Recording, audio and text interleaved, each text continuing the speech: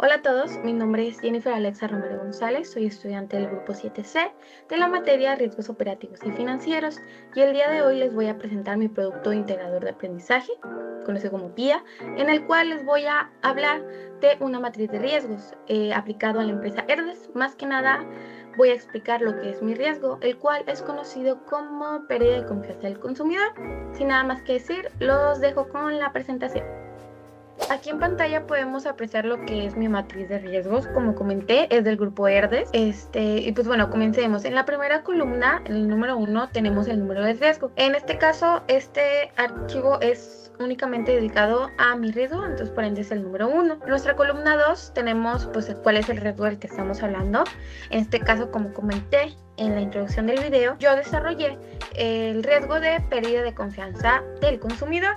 En nuestra línea número 3 tenemos la descripción del riesgo. ¿Cómo describiríamos este riesgo? Bueno, este riesgo no se basa en un producto defectuoso, sino en eventos o decisiones que afectan la imagen pública de la marca.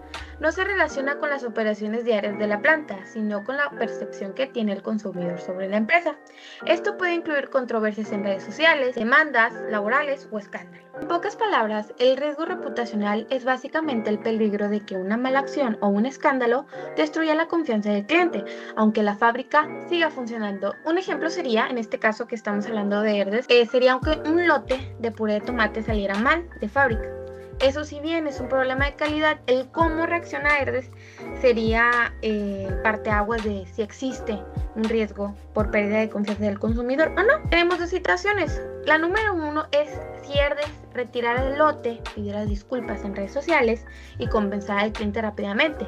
En este caso, la gente, el público, diría o pensaría, tuvieron un error, pero lo manejaron bien y son responsables. En este caso, el daño es mínimo, puesto que los consumidores están conscientes que en dado caso su producto les llegue mal, la empresa va a reaccionar y los va a ayudar, van a tener un apoyo, entonces saben que no están solos. Por el otro lado, en la otra situación, si un cliente se quejara, ya sea en cualquier social, Facebook, Instagram, TikTok, X, anteriormente conocido como Twitter, de un lote, que recibió un lote en mal estado y la cuenta oficial de Herdes, ya sabemos, en cualquier red social, lo ignorara, borrara el comentario o respondiera de una forma grosera, déspota, el cliente tendría la oportunidad de publicar las capturas de pantalla y en menos de 24 horas miles de personas estarían comentando. El público empezaría a hablar de que esta empresa no respeta a sus clientes, no les importa, te entregan productos caducados, no tienen servicio de atención al cliente, es muy deficiente. ¿Ok?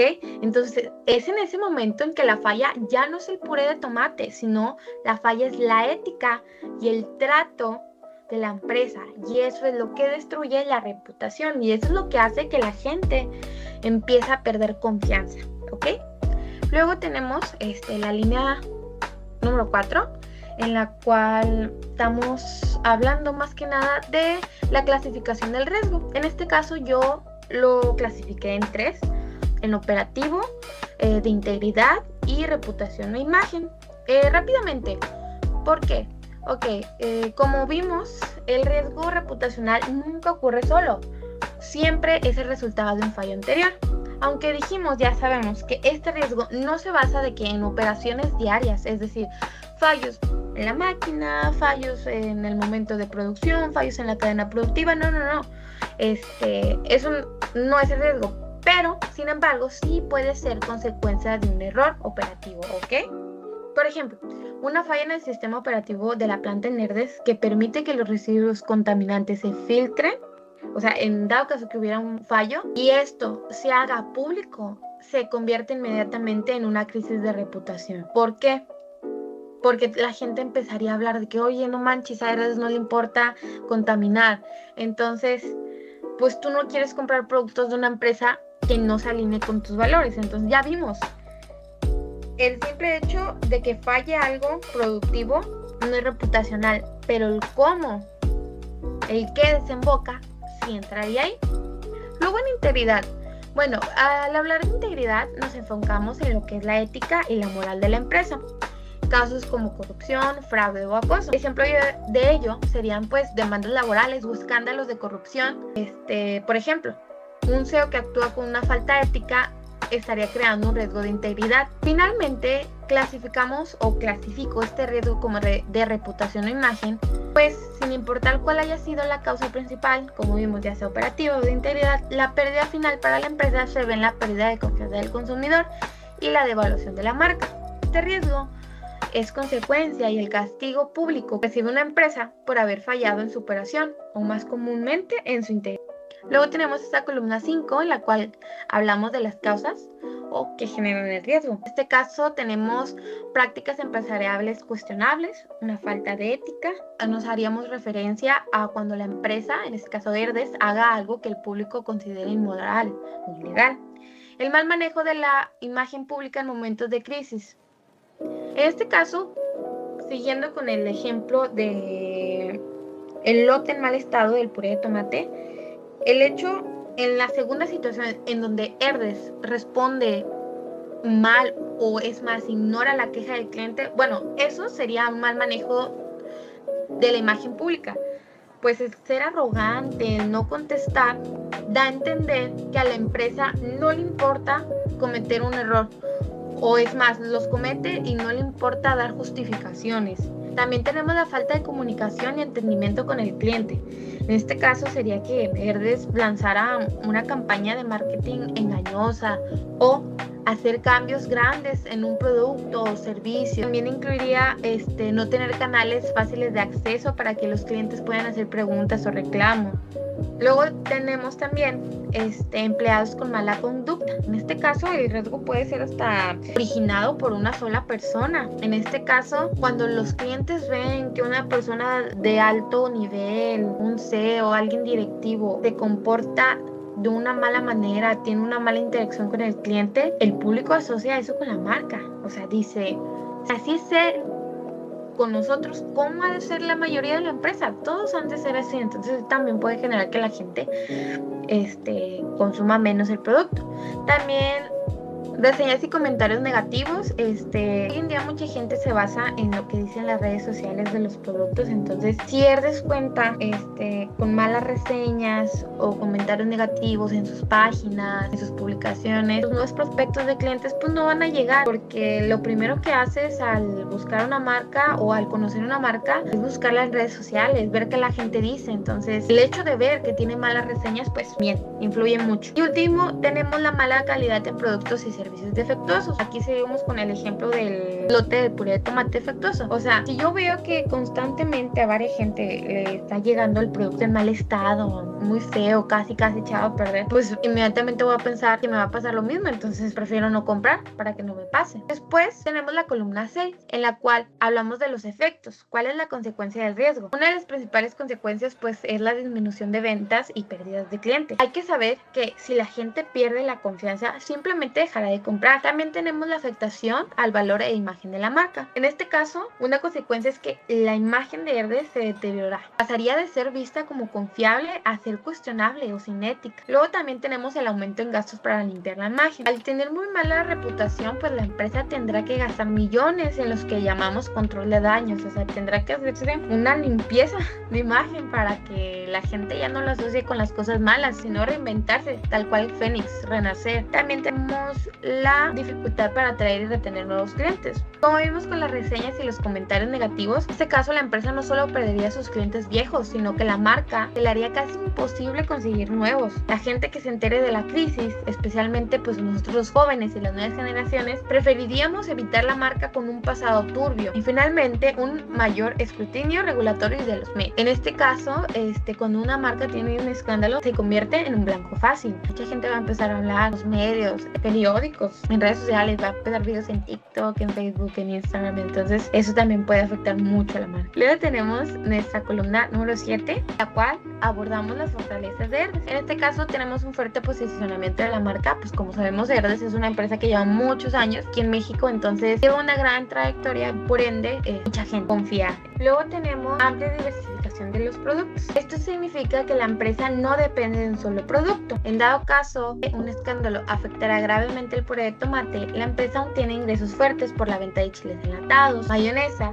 o cualquier otra línea de productos que maneje. También tenemos capacidad financiera y experiencia en el mercado. Las empresas grandes tienen los recursos económicos y humanos para enfrentar un desastre. La capacidad financiera, pues pueden contratar a los mejores abogados, las mejores agencias de relaciones públicas y pagar campañas millonarias de publicidad. Asimismo, existe la experiencia en el mercado, pues ya han pasado por crisis antes y saben cómo funcionan los medios, el gobierno y el público. Luego tenemos la columna número 8, en el cual hablamos de las oportunidades. Primero que nada tenemos el fortalecimiento de la comunicación y transparencia con los clientes. Esto es la base de la confianza. Significa ser honesto sobre lo que sucede, incluso cuando es mal. Aquí, por ejemplo, Herdes lo que podría hacer es publicar información clara sobre el origen de los productos, los ingredientes o los procesos. Tenemos innovación y mejora en el catálogo de productos. Es importante que Herdes sea una empresa que siempre esté mejorando y lanzando cosas nuevas, así demostrando que está invirtiendo en el futuro y se preocupa por la calidad. También tenemos un fortalecimiento de los canales de atención al cliente. Esto más que nada es clave para evitar que los pequeños problemas se hagan virales. Si un cliente tiene una queja, como la del lote defectuoso que ya mencionamos, la empresa necesita darle una solución rápida, satisfactoria y en privado. También tenemos comunicación de actividades de responsabilidad social, puesto que si hay una crisis, el público tendría un historial de buenas acciones para liberar el juicio. La gente diría, sí, cometieron un error, pero mira todo lo bien que han hecho por la comunidad. Y finalmente tenemos la obtención de certificaciones. Esta más que nada hace referencia a la validación oficial por parte de terceros, las certificaciones calidad, ambientales, las ISO o buenas prácticas laborales. Esto más que nada le da al público una prueba objetiva de que la empresa cumple con altos estándares. Después tenemos la columna 9, en el cual hablamos de las debilidades. En este caso, una debilidad sería la dependencia de marcas tradicionales ya posicionadas. Aunque el posicionamiento fuerte fue una ventaja, como lo vimos en el punto anterior, esto también es una debilidad, puesto que estas marcas, o en este caso Herdes, se podría confiar demasiado en su nombre y en el pasado. Esto haría que se hiciera muy lenta para cambiar o innovar.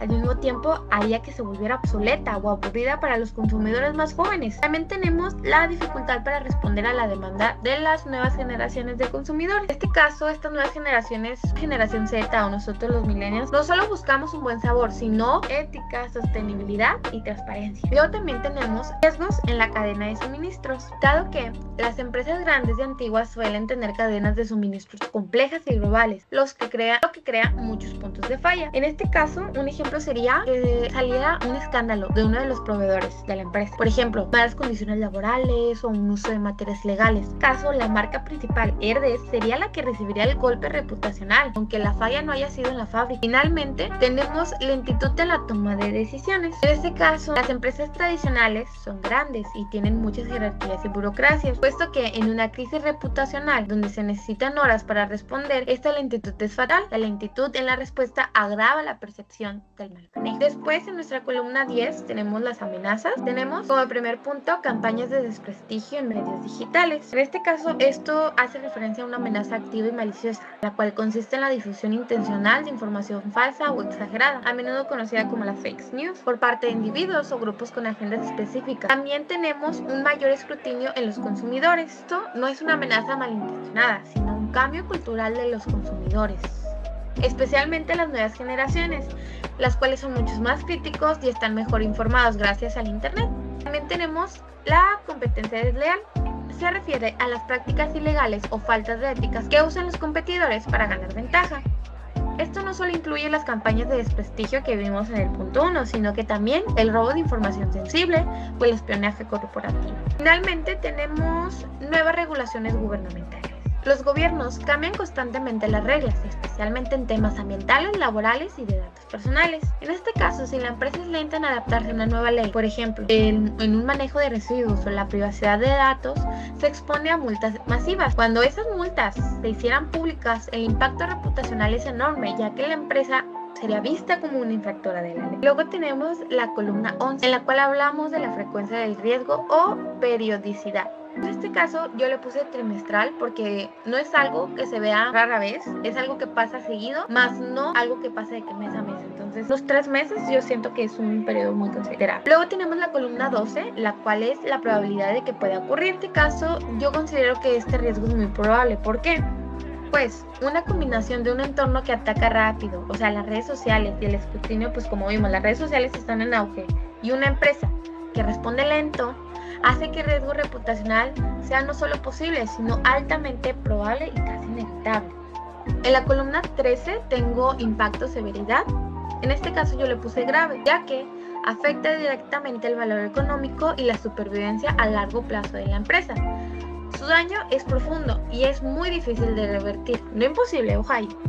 En la columna 14 tengo el indicador o nivel de riesgo, en este caso es alto. Esto es resultado de ubicar el impacto y la probabilidad con la imagen que va a aparecer en pantalla. Como podemos apreciar, tenemos que el impacto es grave, entonces nos ubicamos en el número 4. Y asimismo, la probabilidad es muy probable, también es el número 4. En ese caso, 4 por 4 nos da 16, que igual con la siguiente imagen que va a aparecer en pantalla, que es el mapa de riesgo, nos sale que en la escala de riesgo el número 16 es alto.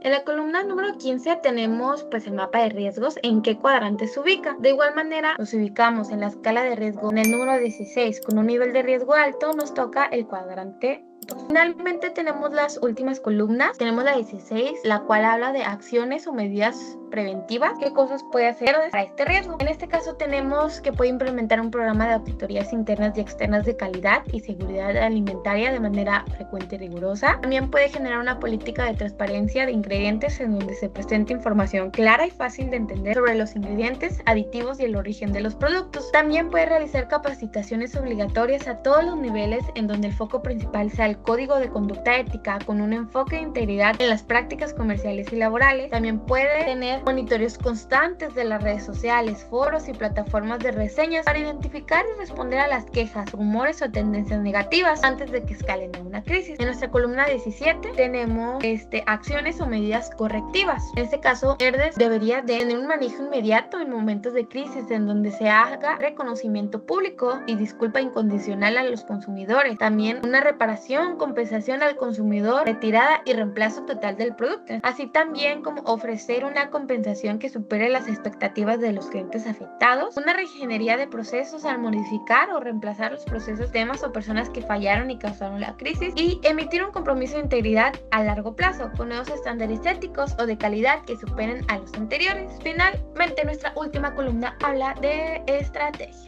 En este caso, pues ERDES podría financiar sistemas de trazabilidad e invertir en tecnología de producción para eliminar las fallas de la calidad. También podrá crear y practicar simulacros de manera continua. El plan de crisis reputacional para asegurar una respuesta rápida. Una adquisición de seguros de responsabilidad civil y de retirada de producto. Un Product Recall Insurance, cubriendo los altos costos derivados de retiradas masivas de productos y o problemas legales. Así como aprovechar la crítica del consumidor sobre la salud para lanzar nuevos productos con etiquetas limpias o con bajo contenido de sodio y azúcar. Bueno, eso fue todo por mi parte. Espero que les haya gustado y sin nada más que decir, me despido.